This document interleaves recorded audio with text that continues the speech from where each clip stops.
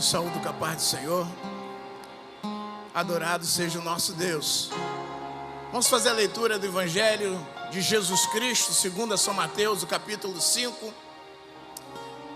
Deus tem dentro do meu coração colocado um desejo muito grande.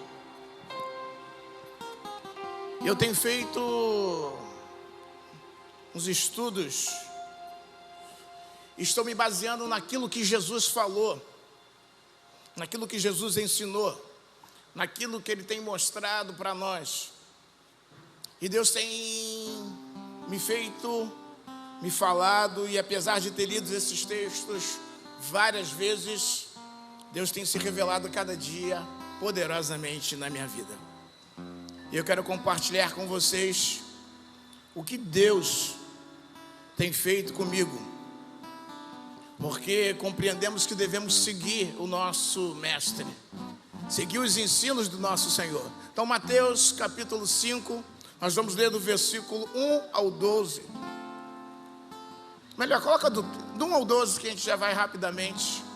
Me ajude lendo, já que a gente tem uma visão privilegiada, eu gostaria que a gente pudesse ler junto. Você vai ler junto comigo, deixa a tua versão aí, vem junto comigo aqui no telão. 1, 2, 3. E Jesus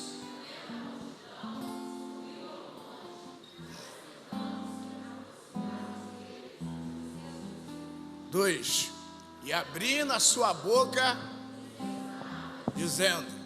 3.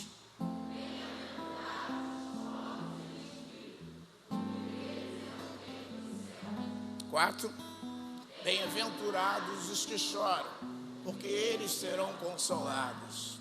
5, bem-aventurados os mansos, porque eles herdarão a terra. Bem-aventurados os que têm fome e sede de justiça, porque eles serão fartos. Bem-aventurados os misericordiosos, porque eles alcançarão a misericórdia. 8, bem-aventurados limpos de coração, porque eles verão a Deus. 9, bem-aventurados pacificadores, porque eles serão chamados filhos de Deus. 10, bem-aventurados que sofrem perseguição por causa da justiça, porque deles é o reino dos céus. Bem-aventurados sois vós, quando vos injuriares e perseguires e mentires, disserem todo mal contra vós por minha causa. 12, exultai, alegrai-vos, porque grande o vosso galardão do céu, porque assim perseguiram os profetas que foram antes de vós. Você pode aplaudir o Senhor pela sua palavra? Esses grandes ensinamentos, tome assento em nome de Jesus. Esses grandes ensinamentos do Mestre que traz para nós, o evangelista Mateus está apresentando Jesus aqui como o segundo Moisés. Ele está falando para os judeus e está dizendo que Jesus é maior do que Moisés, aquele que recebeu a lei, que recebeu o decálogo, aqueles códigos de leis que era exterior. E Jesus está aqui mostrando algo muito mais importante do que a letra. Ele está mostrando uma série de princípios e ensinamentos para a conduta. Agora a lei não está mais num codex, numa pedra. Agora a lei está gravada nos seus corações. Jesus vem mostrando de uma forma absoluta nesse sermão o que Ele queria para os discípulos de Jesus, o que Ele queria para que o seu povo, os seus seguidores, aqueles que são chamados pelo seu nome, o que eles deveriam fazer. Jesus coloca aqui uma pirâmide de cabeça invertida, porque Ele começa a trocar os valores, Ele começa a ensinar, e você vê aqui a palavra de Jesus. É Ele que fala, é Ele que ensina, é Ele que mostra esses atributos das bem-aventuranças. Eles apontam para 4 relacionamentos, a qual vou apontar contigo no decorrer desse sermão. Ele fala sobre atitudes em relação a si mesmo, em relação ao pecado, em relação a Deus, em relação ao mundo. O evangelista começa a mostrar os ensinamentos de Jesus, e ele começa a falar para mim e para você. Esses atributos para aqueles que proclamam, para aqueles que dizem, para aqueles que confessam o nome de Jesus, são essenciais. Eles serão conhecidos por esses atributos, por esses predicados. Se por acaso no decorrer dessa mensagem o Espírito Santo te tocar, fique tranquilo, porque Ele me rasgou de alto a baixo, mostrando aquilo que eu preciso melhorar a cada dia. Nós começamos a compreender quando o texto da bem-aventurança traz para mim e para você um sermão, é o maior sermão do mundo, é o maior sermão da história. Jesus é o maior pregador de todos os pregadores, de todos os tempos. E porque a sua palavra, ela penetra no divisor da alma. Essa palavra está encarnada. As suas palavras são oráculos, são sentenças. A palavra do Senhor Jesus são obras. As suas palavras são milagres. A sua palavra é a sua vida. Queridos, Jesus é o modelo para mim e para você seguir. Jesus é o modelo que devemos perseguir e devemos avançar. São exemplos de todo tipo que Ele traz. Isso não é uma utopia, isso é uma verdade. Isso não é algo que não pode viver. Isso é aquilo que Ele deixou para mim e para você. É porque nós podemos e devemos fazer. Essa palavra, ela me constrange, porque o Senhor Jesus, Ele começa a mostrar que precisamos a cada dia avançar. De um texto tão pequenino, eu fiz um estudo de quase 50 páginas. Falei, Senhor, como que tudo isso que o Senhor tem colocado para nós, e às vezes esquecemos da essência do modelo de Jesus. Você é conhecido como cristão, como Cristo pequeno. Não adianta, você não vai ser conhecido como seu nome vai ser exaltado. Você será reconhecido como representante, como embaixador, como servo, como filho do Deus vivo. E o Senhor começou o meu coração me rasgar de alto a baixo, mostrando o que Ele queria para a igreja. Senhor, há muito tempo eu não quero ser pregador. Há muito tempo eu sou profeta nessa casa de oração. Eu não falo uma mensagem triunfalista, nem simplesmente um evangelho distorcido. Eu procuro trazer um evangelho genuíno, sem diluir em nada, porque é isso que vai nos levar para o céu. A minha obrigação como pastor dessa casa de oração é conduzir vocês para o céu, é mostrar o caminho e eu mesmo não me perder dele. E nós precisamos compreender essa verdadeira felicidade que a bem-aventurança está falando, que é mais do que feliz. Significa isso?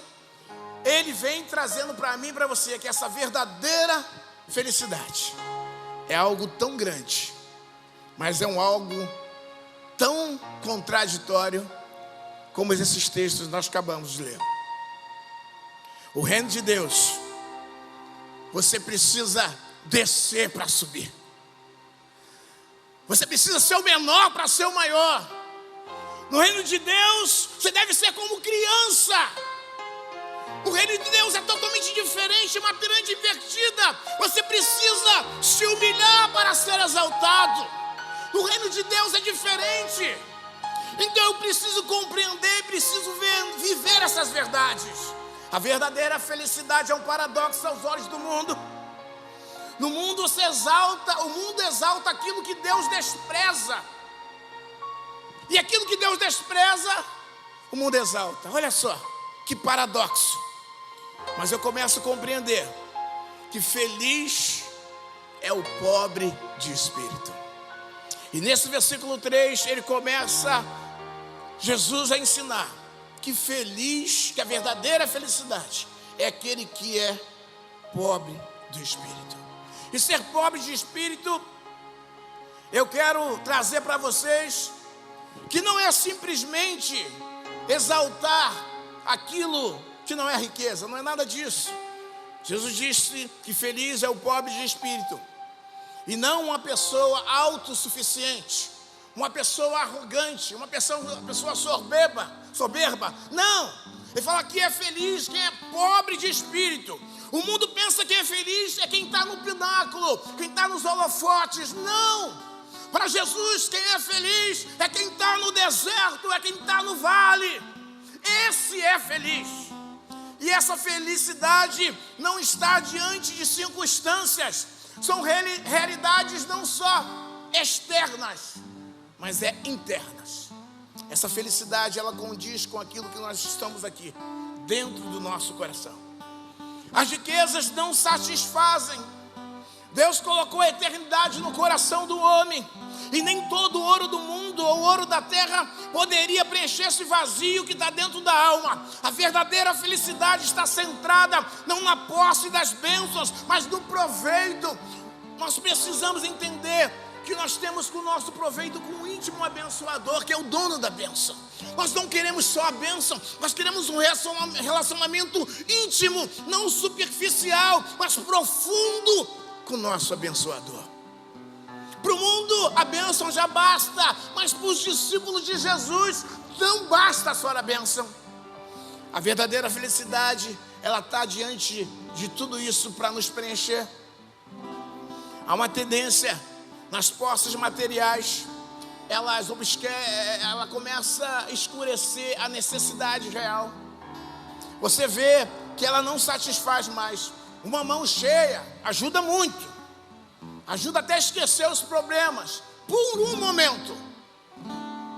Mas em breve, esse vazio existencial, que só o Senhor Jesus pode preencher, só a verdadeira felicidade nos traz, é o que vai realmente nos satisfazer. Jesus falou, numa das suas palavras, para um homem que derrubou os seus celeiros e começou a fazer eles maiores e produzir mais celeiros para guardar toda a sua fortuna, toda a sua cultura, seus grãos que ele conseguiu arrancar naquela colheita. Ele guardou tudo e ele preparou tudo. Ele falou: agora minha alma está satisfeita, agora eu estou alegre, eu conquistei tudo que eu queria. E Jesus fez uma pergunta para esse homem: louco, hoje te pedirão a tua alma, e o que tu tens para mim? A busca por esses agulhos pessoais não vão nos levar para o céu, porque onde estiver o teu tesouro, ali estará o teu coração. Eu preciso compreender essa verdadeira felicidade. Não é apenas uma promessa para o futuro que Jesus está falando, mas sobretudo é uma realidade para o presente, porque Jesus, ele fala assim: bem-aventurados serão, não, bem-aventurados são. Coloca o versículo 3, por favor. Bem-aventurados são. Ele está dizendo para mim e para você, ele está trazendo essa verdade que eu preciso compreender e eu preciso viver para mim e para você. Não precisa, é hoje. Bem-aventurado são, bem-aventurado são, bem-aventurados são. Os crentes não serão felizes quando chegarem no céu, não é isso não. Nós vamos ser felizes quando chegarmos lá, mas ele está dizendo para mim e para você: nós somos felizes, no caminho para a glória nós vamos ser felizes. É claro que o pobre do espírito não significa aquele homem que está desprovido de tudo, não tem nada financeiramente, ele está derrotado, não é isso que eu quero dizer. Ser pobre do espírito também não significa ser pobre de uma vida espiritual, não é nada disso que eu quero trazer. Ser pobre de espírito não é viver sem santidade, não é viver sem verdade, não é viver sem fé, não é viver sem amor, não é viver uma tragédia, não é nada disso que eu quero dizer. Tanto que Jesus condena a igreja de Laodiceia. Eles tinham poder financeiro, a igreja de Laodiceia era rica. Jesus chega para ela e fala assim: ó, sei que tu és infeliz, sim, miserável, pobre, cega e nu. Vivemos numa geração faminta por riquezas terrenas, e eles estão iniciantes nas riquezas espirituais, estão se esquecendo, estão longe, e nós não podemos isso. Tem uma vida espiritual rasa, não têm uma experiência profunda com Deus, estão em águas rasas, e o Senhor quer nos dar uma vida de experiências profundas, de experiências sobrenaturais. Uma vida em que você olha e você começa a entender e ver e enxergar o sobrenatural. Jesus não vivia no natural, ele vivia o sobrenatural. E por onde ele passava, que o nome do Senhor precisava ser glorificado, ali ele manifestava a glória, o poderio, aquilo que o Senhor quer. Ser pobre de espírito é a base para todas as outras bem-aventuranças. A partir dali, você precisa, porque primeiro você precisa descer, para que depois você possa subir. Primeiro você precisa se esvaziar, para que você depois possa ser cheio.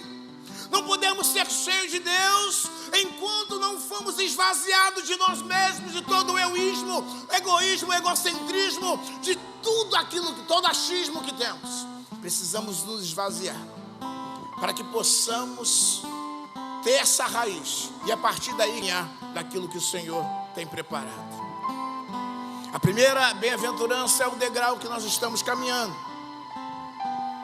A primeira palavra no grego é penês, que é usada para descrever o homem que trabalha para ganhar vida. Ele não possui aquilo que é supérfluo, não, ele possui aquilo que é básico. Mas a segunda palavra que é importante, que ele quer dizer para nós aqui no grego, que é pitokos, descreve uma pobreza absoluta, a total, que está afundado numa miséria profunda. É mais ou menos o estado do mendigo. É mais ou menos isso. Ele trata a pessoa como extrema necessidade. É isso que ele está dizendo. Bem-aventurado é essa pessoa. Que é isso, pastor? É quando você está afundado.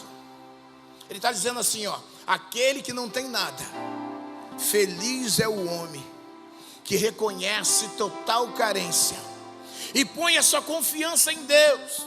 A palavra pobre realmente é aquele que está sem nada, mas o homem é humilde e ele confia em Deus. Essa palavra no hebraico quer dizer isso. Ser pobre de espírito é reconhecer as nossas pobrezas espirituais.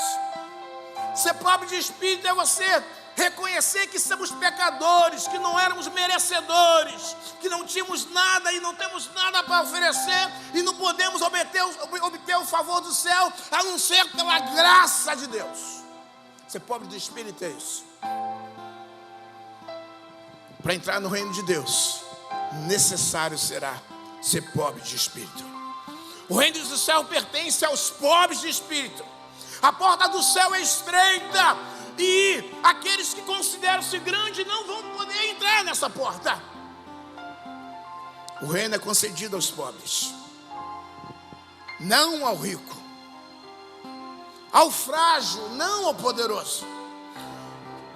Você, quando olha o texto e você vê nos tempos de Jesus, você olha e vê que entrou no reino não foi os fariseus, que se consideravam homens ricos com mérito, que agradeciam a Deus pelos seus predicados, pelas suas qualidades. Não foi nem os zelotes, que eram guerreiros e bravadores, que sonhavam estabelecer o reino dos judeus novamente através da espada e do sangue. Não foram eles. Mas quem foram? Foram os publicanos, foram as prostitutas, foram os excluídos da sociedade, que sabiam que não eram tão grandes, mas que precisavam, que eram pobres e precisavam se diminuir, e eles clamavam por misericórdia. E Jesus atende a todos. Jesus não faz acepção deles. Esses são os que entram no céu. Oh glória! Porque o reino do céu excede todos os outros reinos. Nós, os pequeninos do reino do céu, somos maiores do que todos os reis desse mundo. Você compreende isso? Você é pequeno, mas o Senhor é grande, e Ele é grande na sua vida. Talvez você pode estar desprovido de algo, mas o Senhor é o dono do ouro e da prata. Ele é o dono de tudo. Ele pode tudo. Queridos, quando eu entendo isso, eu tomo essa minha posição, porque eu me humilho, porque Ele é que me exalta. Eu me diminuo, porque é Ele que me engrandece. Ser discípulo de Jesus não é fácil e não é para qualquer um, mas só vão entrar no céu aqueles que forem pobres de espírito.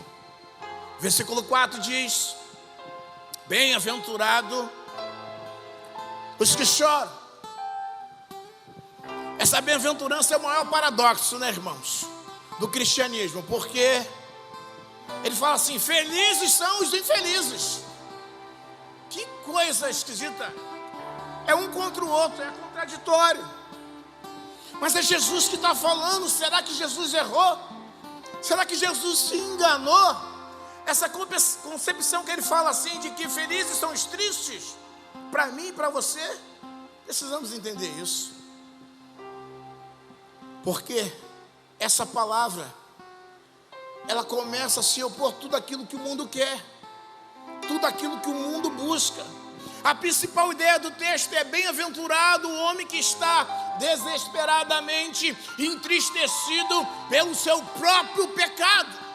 Esse texto manda André olhar para dentro de nós e avaliarmos como nós estamos. Ele chora porque ele entende que ele não está no ponto que Deus quer. Ele chora porque ele entende que precisa mudar e precisa ser moldado por Deus. Ele chora porque entende que sem Deus ele não pode nada.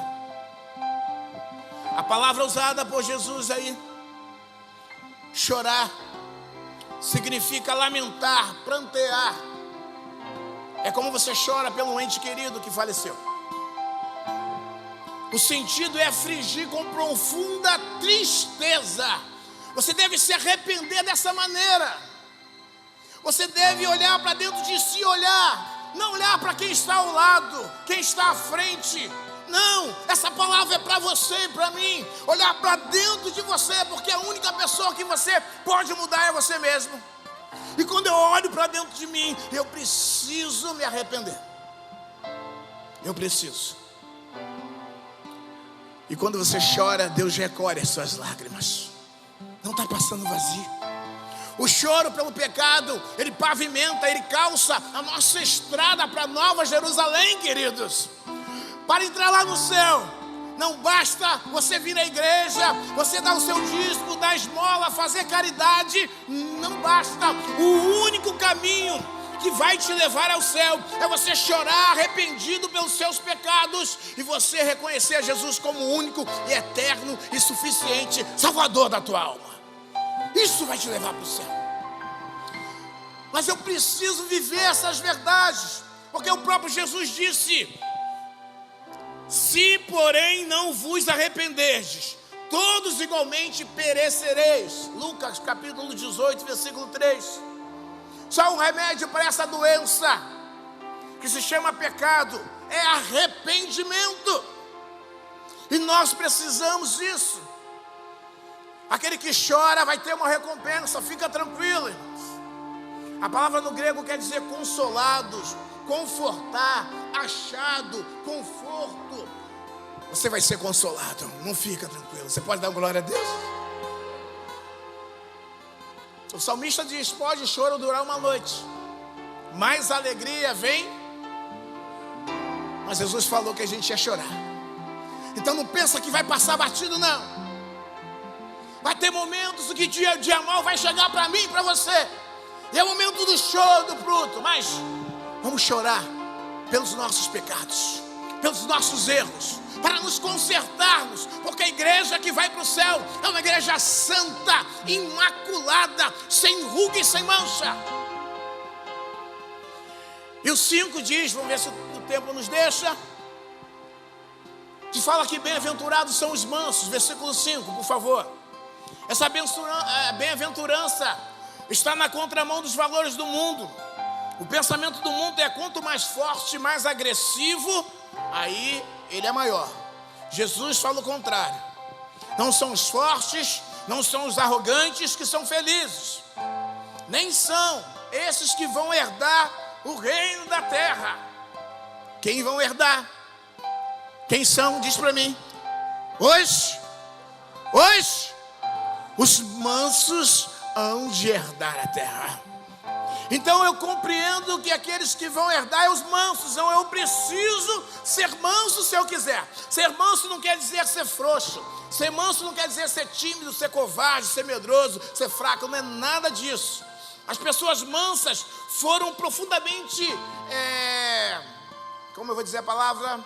Moldadas. Elas se contêm, elas têm o domínio próprio. Elas têm coragem de se posicionar com firmeza, mesmo contra o erro, e paga um pato por isso. Ela toma postura diante da palavra de Deus. Não, isso é errado, mas eu sou manso. Mas está errado. Eu não preciso gritar, eu não preciso esbavejar, mas eu preciso manter a firmeza. O que significa ser manso? Uma pessoa mansa é uma pessoa submissa à vontade de Deus. Ela é submissa, ela está na mesma missão, ela está cumprindo a vontade. Uma pessoa mansa não é uma pessoa que se rebela contra Deus ou que murmura contra Deus. Ela aceita a vontade de Deus de bom grado. Ela entende como Jó receberia o bem de Deus e não o mal. Ela compreende isso. Uma pessoa mansa, ela sabe que ela pode todas as coisas naquele que fortalece ela. A pessoa mansa sabe viver contente com toda e qualquer situação. Uma pessoa mansa é uma pessoa que está debaixo do controle de Deus. O manso é aquele que foi domesticado. É como se fosse um cavalo selvagem, um podro, né? No interior a gente usa muito isso. E aí você vai montar. Não, você tem que domar ele primeiro. Se você não domar, vai te dar prejuízo. Você pode cair, quebrar alguma coisa. Mas um cavalo domesticado te leva a muitos lugares. Carrega o peso que você não pode carregar. Então alguém domesticado é útil para o seu dono.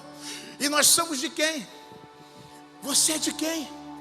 Quando você recebeu Jesus, você entregou a tua vida a Jesus. Então essa vida não é mais sua. Essa vida que você vive nessa terra não é sua. Você é representante legal nessa terra do reino dos céus. Você não é terráqueo, você é celestial. Você não é desse mundo. Esse mundo não é o seu lugar. Queridos, a pessoa mansa, ela muda a sua atitude. Ela não trata mal com mal, mas mal com bem. Lembra de Jesus quando estava sendo maltratado lá na cruz do Calvário? Lembra? Ele chegou lá, deixa eu contar para você bem baixinho. Ele podia pedir o céu para mandar uma legião de anjos e acabar com todo mundo. Ele podia dar ordem à natureza para destruir aquele lugar. Mas ele não faz isso. Senhor, perdoa, porque eles não sabem o que fazem. A pessoa mansa, ela não se recompensa com o mal. E algo que rasgou o meu coração, eu quero compartilhar contigo aqui. Que uma pessoa mansa, ela se alegra na vitória do outro. Em vez de desejar iras, uma pessoa mansa, ela está plena. A felicidade está como uma felicidade dos deuses, que esse texto no grego quer dizer. Ele está na sua plenitude. A alegria dela é tão grande que nada pode roubar isso. A felicidade do manso não é a felicidade do ímpio, porque a felicidade do ímpio é os prazeres, mas do manso não. O manso, a felicidade dele não está nos prazeres humanos, nos prazeres da carne, no glamour desse mundo, na fascinação das riquezas. Não está nisso. Não está nas drogas, nas baladas, no dinheiro. A verdadeira felicidade dele está em Jesus, está no céu, em fazer a vontade do Pai. Ser manso é isso. Ser manso é você olhar e você falar: opa, eu vou ter dano, eu vou ter que engolir esse sapo, mas é para a glória do nome do Senhor. É para o nome do Senhor ser glorificado. E você entende que essa bem-aventurança está aí. No versículo 6 fala sobre a quarta bem-aventurança.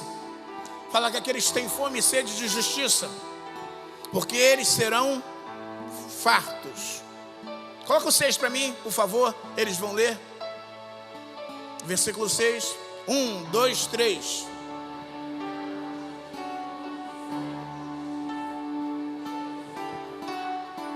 Esse verbo no grego significa estar necessitado, sofrer fome profunda. Imagina quando você está com uma fome profunda. A palavra traz uma ideia de sede de verdade. Jesus está colocando estímulos físicos para mostrar para aquele povo que ele está falando nesse sermão que precisa ter fome e sede dele. Só quem tem fome e sede serão saciados. Aquele que não tem fome não vai se saciar. O que tem fome e sede de justiça, eles vão ser saciados. Porém eu preciso ter fome e sede de justiça. E nós precisamos caminhar nesses passo a passos. Quando eu tenho fome e sede de justiça, eu começo a buscar. A justiça nos separava de Deus, porque todos os homens pecaram e foram afastados, destituídos da glória de Deus. O pecado fez isso com o homem. E Deus, no ser justo, não poderia receber o homem sem estar novamente ligado, sem um momento, sem uma direção. E a justiça de Deus vem e Jesus cumpre isso. Nós éramos pecadores, mas Cristo nos resgatou da maldição da lei. Todos que vão comparecer naquele dia perante o tribunal de Cristo, as suas obras vão ser ali colocadas às vistas. Naquele grande dia, vamos colocar lá, mas glória a Deus, o Senhor nos justificou, o Senhor pagou o nosso preço. Devemos ter esse apetite por essa justiça implantada. Quem tem fome, quem tem sede, precisa ser uma fome e sede progressiva. A palavra nos relata: conheçamos, prossigamos em conhecer o Senhor. Não adianta eu querer só me alimentar hoje e amanhã esquecer. Não preciso ter uma vida constante com Deus de aprendizagem. A Bíblia me relata: conheçamos, prossigamos em conhecer o Senhor. Você não pode estar satisfeito. Você precisa, como você se alimenta todo dia, você precisa fazer isso espiritualmente. Tem uns que fazem 3 refeições por dia. Espiritualmente nós precisamos ter 3 vezes ao dia o contato íntimo com o Pai.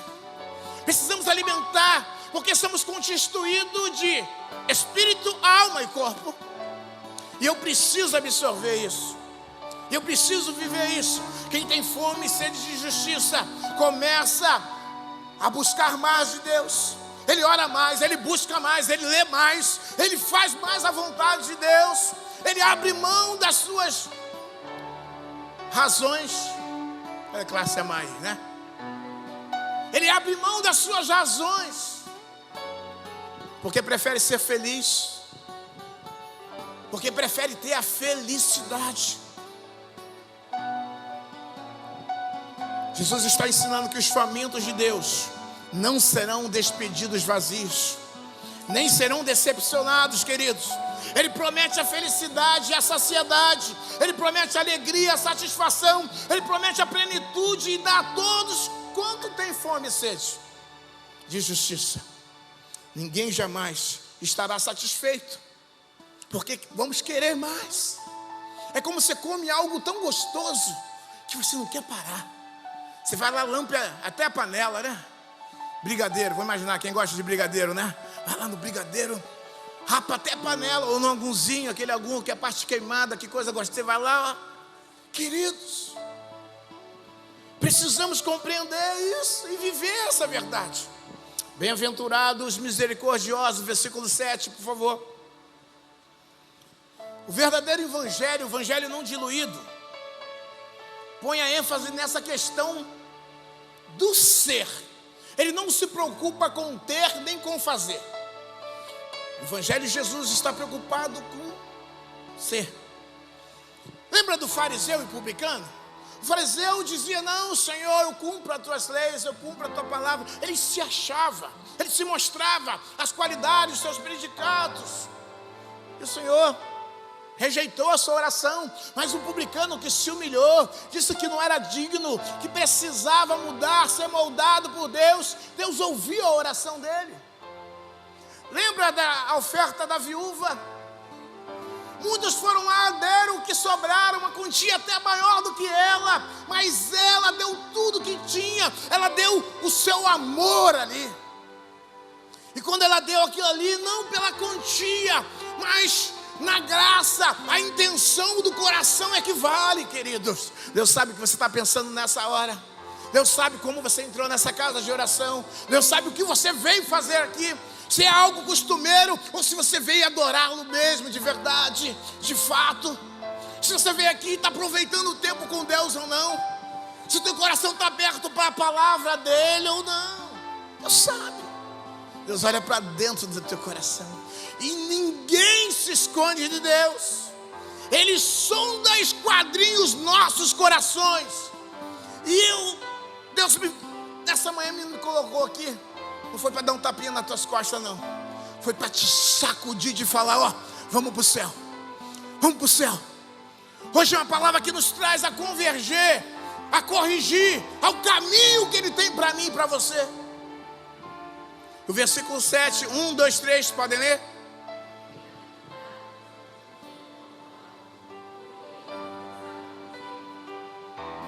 Oh, louvado seja Deus. O conceito de misericórdia aqui é lançar o coração na miséria do outro, é estar pronto em qualquer tempo para aliviar a sua dor. A palavra hebraica para misericórdia quer dizer a capacidade de entrar na outra pessoa, até praticamente nós podemos ver com seus olhos, pensar com a sua mente e sentir com o seu coração. É mais do que sentir piedade, sentir pena. É ter empatia. Querido, Deus Ele começa a rasgar o nosso coração, porque esses são atributos dos discípulos de Jesus. E se eu e você somos discípulos de Jesus, isso precisa ser uma verdade na minha e na sua vida. Quando você fala sobre misericórdia, sempre trata com dor, né? Flagelo, miséria. E aí lembra sempre de Lázaro, né? E o rico. Então é esse contexto que Jesus está dizendo para mim e para você. O maior exemplo de misericórdia foi Jesus, que demonstrou por mim e por você. Jesus curou todos os doentes, alimentou todos os famintos, abraçou todas as crianças, foi amigo dos pecadores, das prostitutas, tocou nos leprosos. Tudo aquilo que não era comum naquela época, tudo aquilo que a religião afastava, Jesus quebra isso. E nós não podemos trazer religião para nós. Precisamos viver aquilo que Jesus nos ensinou. Querido, não sei se você, quando leu esse texto, você pensava nisso, ou se Deus falou contigo, mas Deus me rasgou de alto a baixo.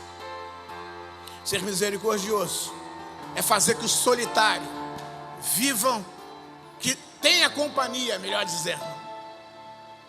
Lembra de Jesus com a mulher samaritana, sozinhos lá, e Jesus preenche ela. Lembra com o gadareno, vivia sozinho. Jesus chega lá e transforma a vida daquele homem. Ele sai dos sepulcros, ele volta a viver em sociedade. Esse é o maior exemplo para mim e para você. Queridos, eu tenho me esforçado para pensar e falar só em Jesus, para entender que Ele tem para mim e para você. Misericórdia não é um sentimento só. Ser misericordioso não é só de palavras, precisa ser de ação. Senão, tem alguns textos que a gente até esquece da Bíblia Sagrada, né? Mas tem uns textos que Jesus fala, eu vou te lembrar aqui. Devemos ser liberais na contribuição, diz Deus. Deuteronômio 15, versículo 7 e 8. Coloca aí para mim, eu vou perder tempo, mas eu vou ler isso contigo. Deuteronômio 15, versículo 7 e 8. Você pode ler? 1, 2, 3.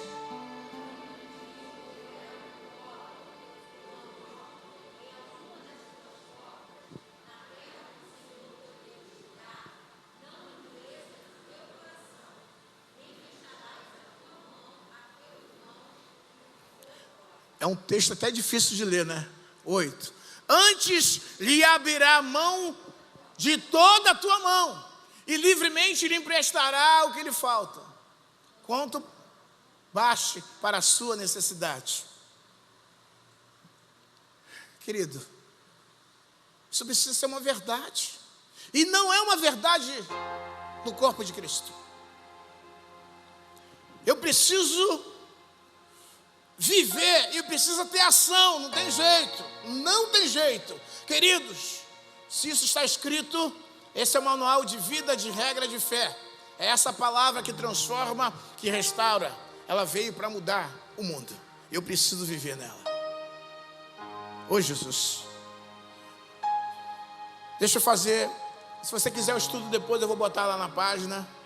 Eu fiz um resumo o estudo, mas se você quiser depois me manda que eu te envio esse estudo completo.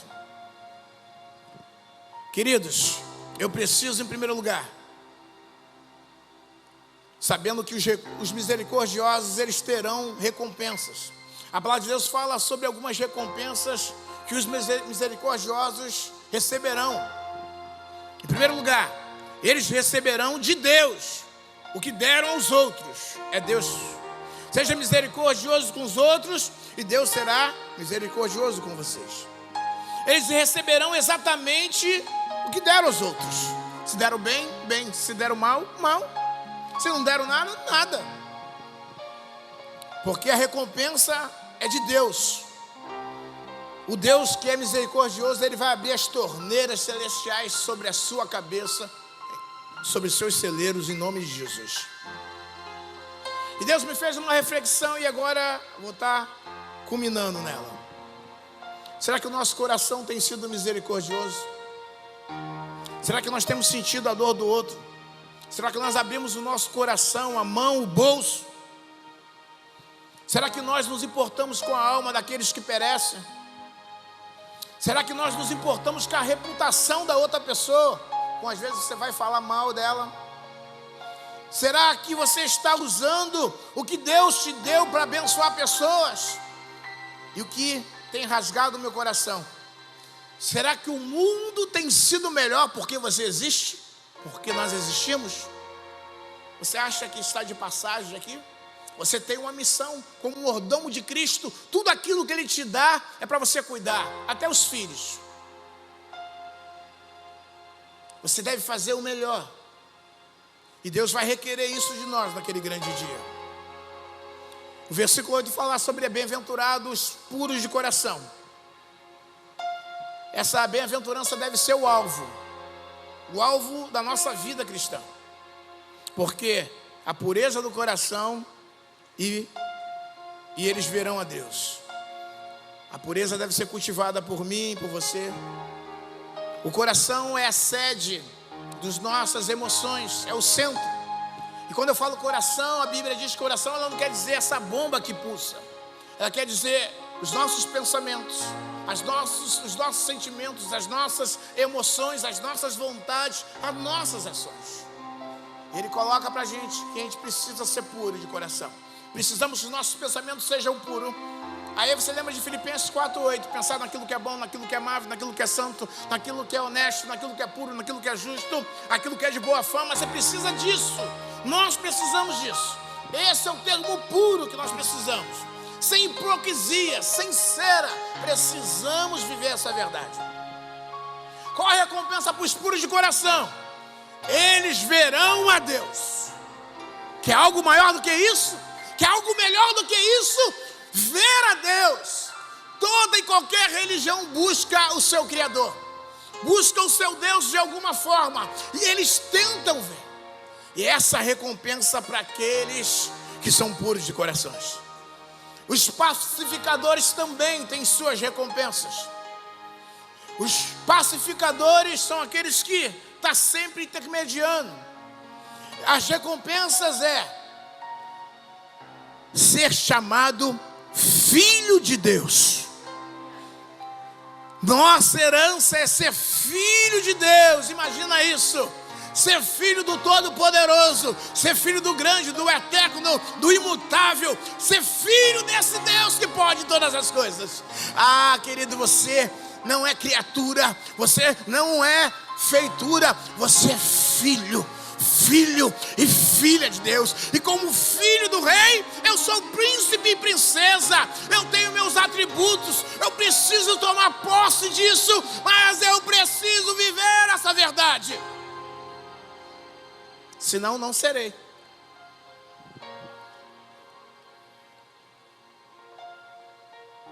E no 10 ou 12 ele fala sobre bem-aventurados os perseguidos por causa da justiça. Obviamente felizes são todos os perseguidos? Não, são perseguidos por causa da justiça, por ser justo. Não quer dizer que é só crente, quem está na igreja, é quem é justo. Justo é quem pratica a justiça. Esse camarada é bem-aventurado, ele é feliz também. Mas sabe uma coisa que acontece? Se Cristo foi odiado pelo mundo, você sendo discípulo dele, também será odiado pelo mundo. Ainda mais por praticar a justiça, eles vão olhar para você e vão te odiar. João 15, versículo 18 e 19 fala isso, mas a gente não vai ler. Ao longo do século, irmãos, não teve um cristão que não foi perseguido. Você vê, os mártires morreram, foram perseguidos. Você vê, na igreja primitiva, morreram. A Inquisição, foram jogados na fogueira. No Antigo Testamento, foram jogados na fornalha, foram jogados na cova. Irmãos, seremos perseguidos. É uma verdade que o texto diz para mim e para você. E eu preciso compreender essa verdade. Pela causa do Senhor. Coloca o versículo 11, por favor. Não é porque você está fazendo coisas de errado, não é porque você está errando, não. Aí ele fala assim, ó, fica feliz. Porque quando eles vos insultarem, perseguirem, mentires, ou ali fala, levarem todo tipo de calúnia contra você, mentires, disserem todo mal contra vós. Versículo 12, por favor. Ele fala para mim, para você, para fazer o quê? Olha a recompensa. Fica alegre, se alegra, se regozija, porque grande é a recompensa de vocês. É aqui na terra? Não, a recompensa é no céu. Ele quer te levar para o céu. Se coloca de pé nessa hora. Ele quer te levar para o céu. Você não é dessa terra, você não é deste lugar. Ele te chamou, você tem um propósito. Deus tem uma missão com a tua vida, e você não pode estar nessa vontade, porque Ele quer que possamos esvaziar o inferno para preencher o céu. O Senhor te ama. Ele não abre mão da tua vida, mas Ele é justo, Ele é certo, Ele busca por aquilo que é certo. Eu preciso entrar. Por isso que Ele ensinou na sua oração: venha o teu reino, seja feita a sua vontade, assim na terra como no céu. Deus te ama assim, e Ele quer nos mudar. No mundo está tudo errado. No estudo você vai ver mais. Você vai ver essa conclusão. No reino de Deus não basta só ouvir, é preciso praticar. Não basta construir uma casa sobre areia, tem que ser sobre a rocha, sobre fundamento. E esse é o fundamento que transforma as nossas vidas, porque nu viemos para essa terra e daqui nada levaremos. O que nos espera é o porvir. Essas leves e momentâneas aflições não vão se comparar com aquilo que tem preparado para mim e sua vida. Se você está insatisfeito como eu com a minha vida, que acha que precisa melhorar, acha que precisa entrar no molde do evangelho genuíno, que você olha e precisa mudar, baixa a sua cabeça agora e você faça essa oração. Sei que vocês prepararam, mas gostaria, tu és fiel. Que a tua vida seja a oferta dada a Deus, seja o sacrifício vivo. Não é o outro, não é o vizinho, não é o teu esposo, não, é você. Essa palavra é enfática na sua vida. Pastor Robson, vem para cá. Nós vamos preparar a nossa saída aqui. Senhor. Só o coro. Entra no coro aí, por causa do tempo. Continua você falando com Deus. Tu és fiel, Senhor. Ainda que sejamos infiel, Ele permanece fiel. Você sozinho não vai conseguir, mas Ele está com as mãos estendidas para te ajudar. Ele deu algo tão grande, que é o Espírito Santo, para viver dentro de você. E o Espírito Santo vai te ajudar nas suas fraquezas, nas suas dificuldades. Ele vai nos colocar na maneira que Ele quer.